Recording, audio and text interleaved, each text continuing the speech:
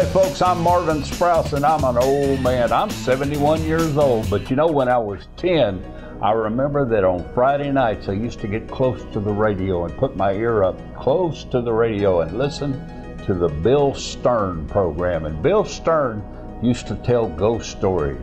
He used to tell stories that excited me, that frightened me, that kept me thoroughly entertained for 30 minutes every Friday night. Well, I've got a fella who's a friend of mine, and he tells great, amazing stories. And the remarkable thing is they're all true, and they all happen to him.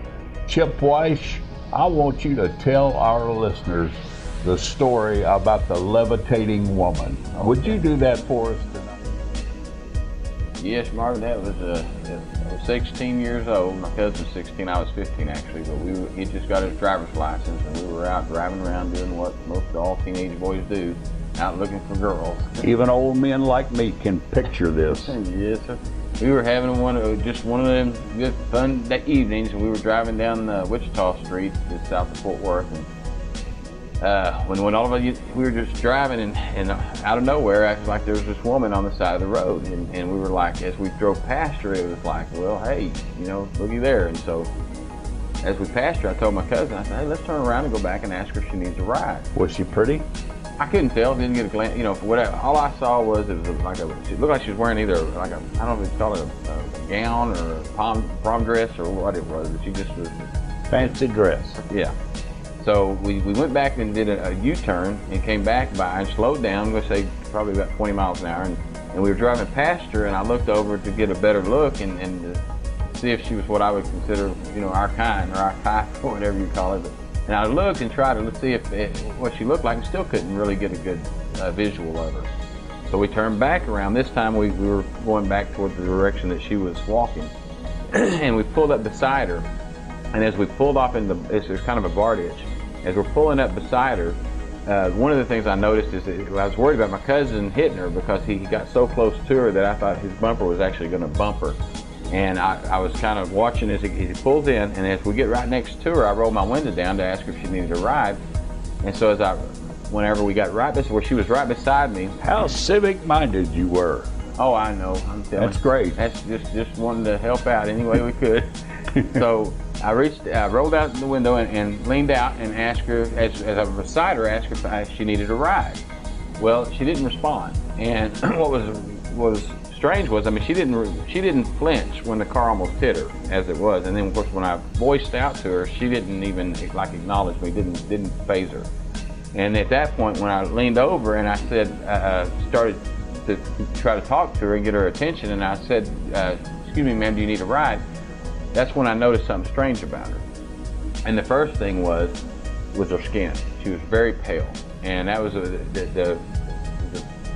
well, I say that, the eyes. I remember looking at her eyes, and that's where it appeared that she didn't have any eyes. That was one of the things that really struck me. Then as we were, as I was empty sockets, you're saying? Yeah, it was just like black, all black.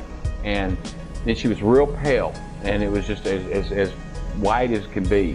And in my mind, I say this because my mind was not comprehending what I was seeing. All I could see is this coal black hair, real pale white skin, and solid the blackness in the eyes. And as I'm looking at her, and it's almost like she was illuminated. It was almost like a light from like these kind of lights coming from underneath her, lighting her up, because it was dusk.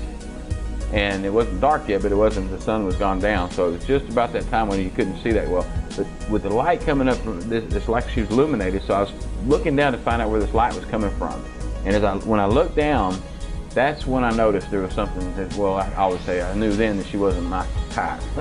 But what I noticed was she was elevated off the ground about 2 foot, and she was levitating, and it was as she was like drifting or floating kind of forward. As we were parked here, we were slowly moving as this was all going on, and she was like slowly moving forward with us.